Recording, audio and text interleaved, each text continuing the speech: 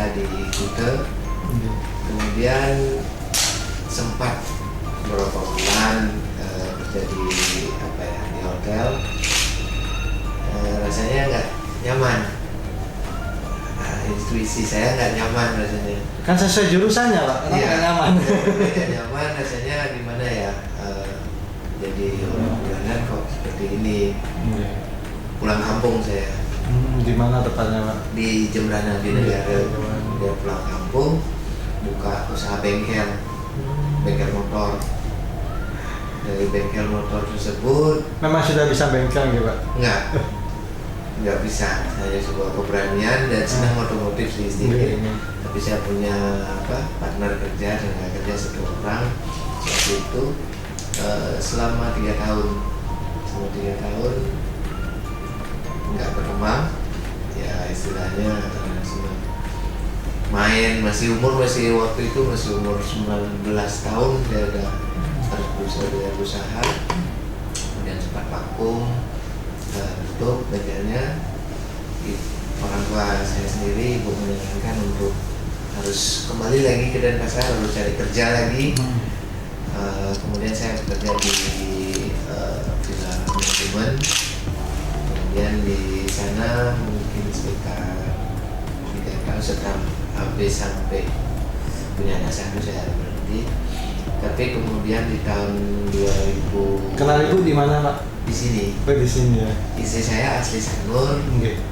Kemudian waktu pertama itu saya ketemu dengan Ibu pada ini toko yang berapa ya? Ada ke-6 ya di sini. Kemudian yang pertama itu di Tirtonadi. Toko pertama saya, toko pertama itu berupa warung yang dikelola oleh istri. Bapak sambil bekerja toh? Saya sambil bekerja di villa manajemen tersebut. Kemudian pada saat tahun 2006 saya bekerja mulai di villa 2002, sekitar 4 tahunan. Sambil bekerja juga berdua, mau kerja pagi, sore pulang ke warung jadi kasir, bantu-bantu lah kasir. Kemudian 2005 itu kami putuskan untuk menikah.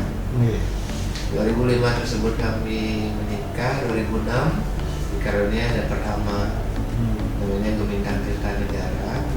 Kemudian istri saya udah bilang, Bapak lebih baik berhentilah, kita kelola bareng-bareng. Saya udah nggak kuat, karyawan sudah mulai bertambah.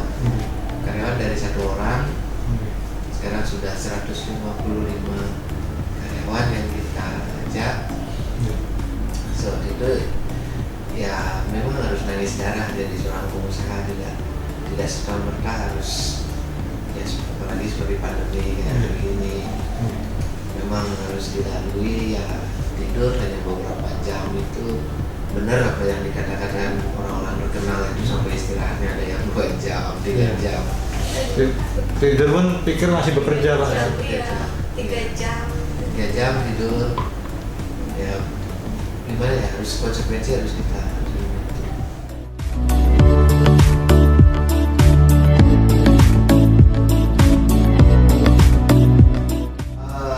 sangat benar sekali.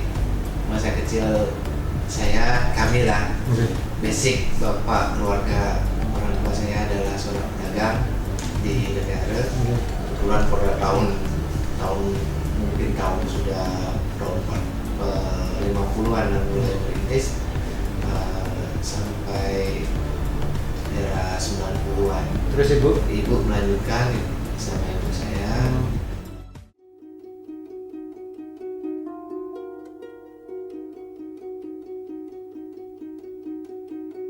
Tapi paling dekat sama ibu. Ibu ya sangat baik. Hebat ya, struggle. 2010 udah meninggalkan kami. Kemudian kecil ibu itu ibu saya bekerja juga. Kebetulan saya masih kecil, kadang-kadang saya ditutupi pintu cuma ditaruh nasi. Umur tuh 3 tahun ya, 3 tahun ibu harus kerja. jadi saya harus bisa survive sendiri, air tapi semua ada. Saya malam dulu siang. Mertua saya mendidik saya nggak seperti itu, bagaimana menjadi istri yang harus kuat mendampingi Saya minum. samping harus didik anak juga, rumah tangga harus bagus, bisnis juga harus jalani. Di balik laki-laki hebat tentu ada perempuan hebat. Ternyata ada dua perempuan hebat ya Pak.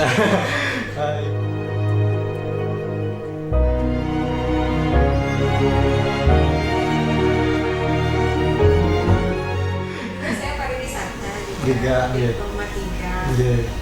Terus cari pengalaman kan, sekitar umur 20-an kan, Iya. harus cari pengalaman terus. Iya.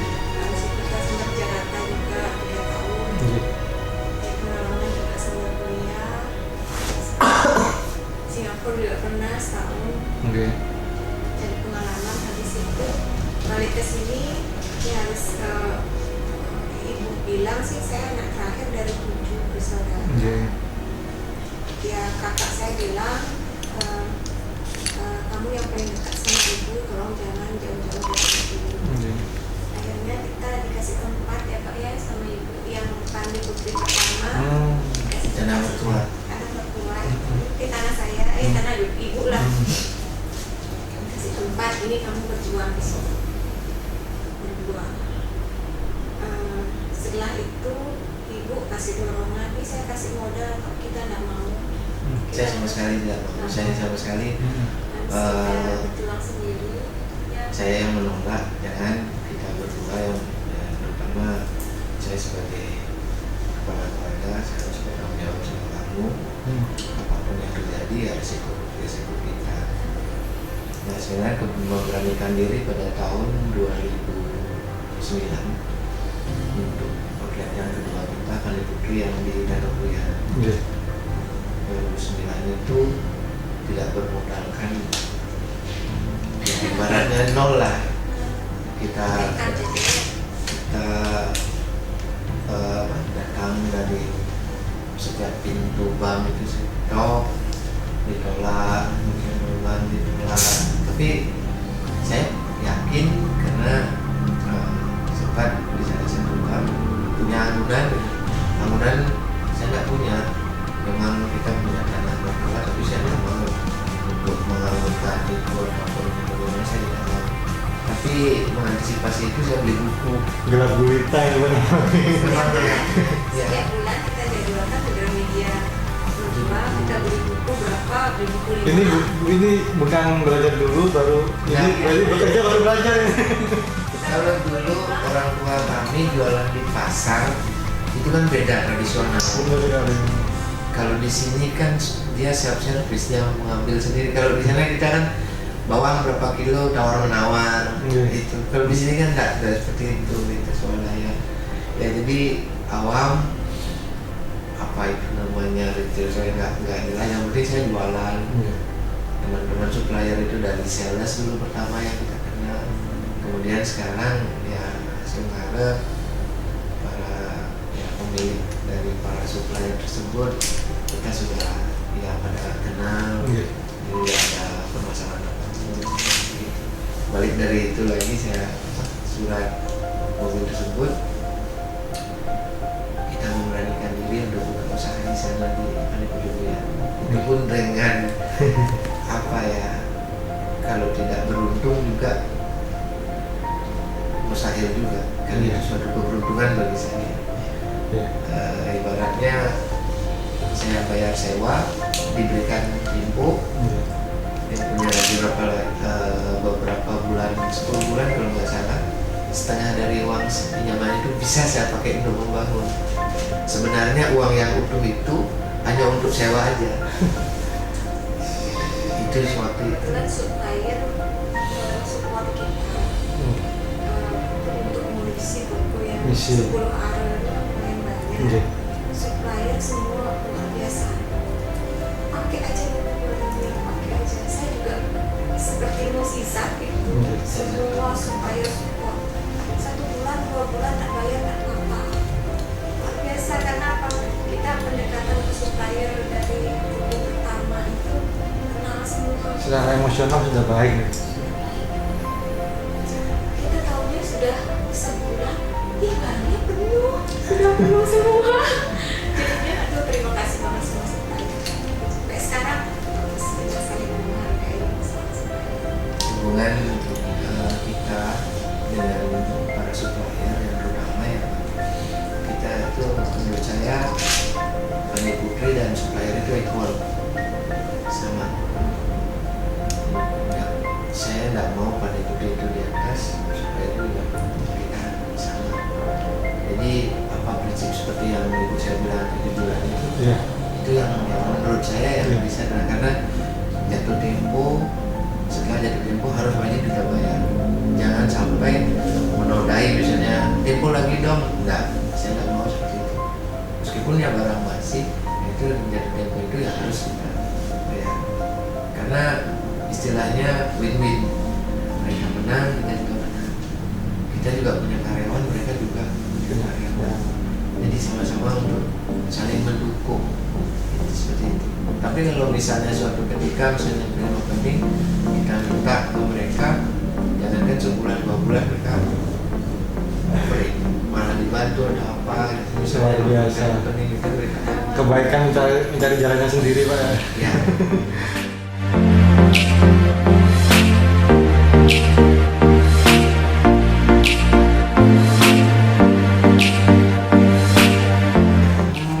Sampai Luar biasa.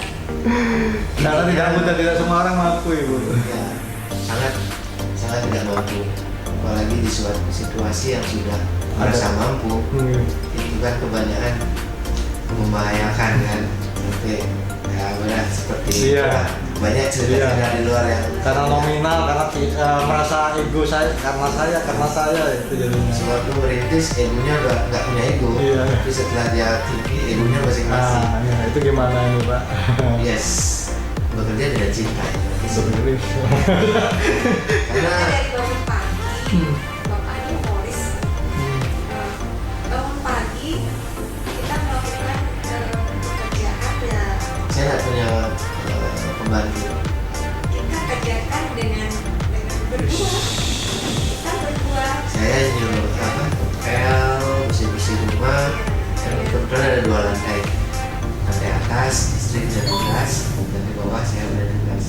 Ya. Jadi saya masak Bercanda nasi ya setiap sama. hari, bercanda dari baru bangun sampai itu bercanda terus nih Bapak. Anak-anaknya bagaimana? Luar biasa. Pernah ada yang coba tanya anak saya pernah nggak lihat Bapak Ibu bertengkar? Kami 17 tahun belum pernah bertengkar. 17 tahun saya cubit istri saya belum pernah. Nggak pernah. Demi Tuhan ya. Hati Bapak terbuat dari apa sih Pak? Merinding ya Pak? Saya merinding. Ya, intinya kita gini ya, satu kata, kalau kita partner, pasti tahu lah partner kita dalam kondisi senang, apakah dia bad mood atau bagaimana. Jadi kalau misalnya dia Mengendalikan dirinya itu. ya, memang laki-laki kadang-kadang terlalu kadang ingin Iya, dominan. merasa. Dulu kita waktu Pandai Putri yang kedua kita tidak punya tim sebanyak ini. Kita punya tim inti sebanyak 20 orang. Oke. Tim inti saya luar biasa kuat. Karena kita didik dari bawah, kita didik, kita nggak mencari orang yang berpendidikan tinggi, nggak. Iya. Ada yang manajernya, ada yang analis itu Luar biasa. kita didik sehingga sekarang itu luar biasa ya. Yang terpenting ini dia pun juga Iya. pekerjaan sama perusahaan itu ada 30 orang. Sudah dari ada yang 15 tahun ya 16 tahun, kita berdiri 17 tahun, ada yang 17 tahun, ada yang 16 tahun, semua tuh ya, anak-anak saya.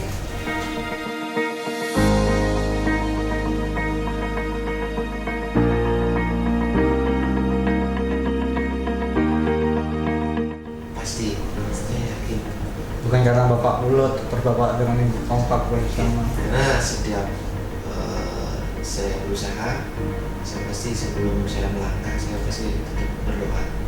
Meskipun di dalam mobil saya sempat mohon dibantu misalnya itu. Terutama sih saya sering sebut nama bapak sama ibu saya. Tadi Bapak sempat kayak terharu kalau mengingat orang tua, mengingat Ya. ibu. Kenapa itu Pak? Ya lumayan apa ya, suatu hal yang Apa merasa belum bisa membahagiakan atau ada sesuatu yang gimana? sangat berat. Di satu sisi waktu itu saya sebagai anak merantau ke pasar sana, kemudian apa namanya, ibu ada di kampung, sewaktu merintis anak saya titipin di kampung. Yang pertama, saya tiga punya anak, yang pertama laki-laki, dua laki-laki, yang ketiga perempuan. Sewaktu yang pertama itu 2006 lahir, saya harus bekerja, kami berdua harus bekerja untuk konsentrasi di toko seperti itu, karena saya harus menerima barang, isi pembayaran, supplier, saya harus menerima barang, menjaga report perusahaan lah. Seperti itu masih terjun seperti itu, terus kami berdua totalitas di semua itu. Karena waktu itu saya trial mengikuti training pertama kali, saya coba kami berdua terus. Jadi bocoran ini, di sini bocoran ini. Nah jadi kami pertama saya titipkan di kampung soalnya. Jadi seminggu 2 minggu sekali kami berdua pulang ke kampung, sampai susu habis, udah pun semuanya pulang, susunya habis, udah bisa, susunya agak susah dicari. Ya kita beli susu satu kaleng itu bawa bumbung dititipin sama supir. Dulu bapaknya ibu kan punya usaha transportasi juga di kampung. Jadi supir-supir itu kalau beli titip nih Pak, kasih ini Ada harga yang harus dibayar ya. ya tetap apa ya, berita teman seperti hari ini saya ketemu tiga, sekarang baru suatu ketika ketemu di jalan lah, ibaratnya saya tidak akan kehausan. Itu aja sih inti saya. Jadi patut bisa misalnya ya, seperti itu. Jadi pasti saya tidak akan haus. Seandainya saya tidak bawa uang atau apa. Ya begitu pun sebaliknya kan. Misalnya mau berkunjung ke sini nanti belanja. Jadi itu yang intinya yang pas.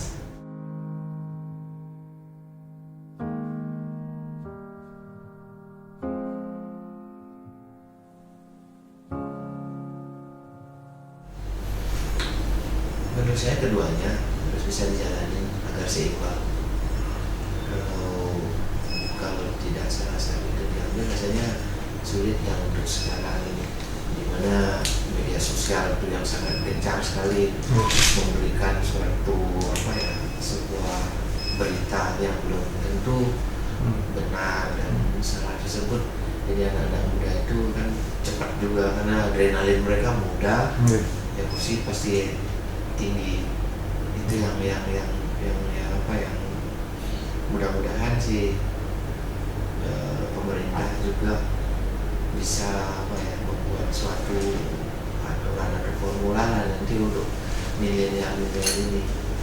Karena kalau kita lihat milenial sekarang kan tidak seperti pada zaman saya, zaman istri saya pergi ke rumah teman, tahu-tahu teman nggak ada, dia main ke tempat lain. Tapi kalau sekarang saya mau ke rumah teman kan WA aja, ada kamu di mana, saya cari cepat. Sebuah insan, ya memang mungkin harus kita terima suatu kemajuan zaman, perubahan. Ya bersyukur juga kami bisa menikmati zaman Berbagai zaman dari main kelereng sampai jadi kita layang-layang juga. Kalau saya menyikapi dengan anak saya sekarang kan belajar online ya, di situasi ini sudah mudah-mudahan ya sekolah dia homeschooling di rumah belajar. Jadi kita pantau dari pas dia belajar, kita lihat benar belajar. Basicnya kan pariwisata. Apakah selain usaha ini mengembangkan pariwisata juga Pak? Usaha di pariwisata juga? Di pariwisata enggak ya? Berarti benar-benar menyimpang. Benar saya Nggak sih, menurut saya nggak menyimpang karena pariwisata itu ini basicnya kan pelayanan. Oke. Kalau di pariwisata kita diajarin untuk Layanan, bagaimana melayani. melayani servis orang. Itu yang kita poinkan harus di Servis. Servis. HRD, bagaimana manage seorang tim dengan tidak Sikap. dengan kekerasan gitu. Manage tim itu harus dengan bagaimana kita zaman milenial sekarang lah, kita harus ikuti.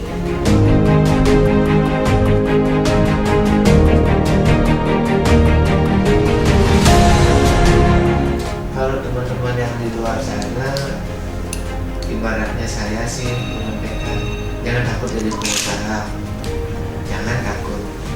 Memang tidak seperti yang dikatakan orang langsung jadi, pasti jatuh bangun. Saya pernah mengalami, rasanya sakit sekali jatuh. Tapi harus dibangkitnya itu kita harus bisa menjadi baru lagi, belajar dari kesalahan-kesalahan yang ada. Tekun saja, nggak usah takut untuk nanti tidak ada yang belanja atau apa. Semua rezeki itu sudah ada yang atur. Kami ada di 4 divisi, divisi retail, meliputi itu sendiri, kemudian elektronik, sanur elektronik, jadi Banjo, kemudian baby shop, apalagi baby shop, kemudian merambah sedikit ke makanan namanya warung Ayu. Kebetulan di sini saya namanya Ayu, saya siapa bikin aja biar gampang warung Ayu. Ya, saya sebagai istri kan pendamping dari suami, ya harus bisa melindungi suami itu tetap menjadi kepala rumah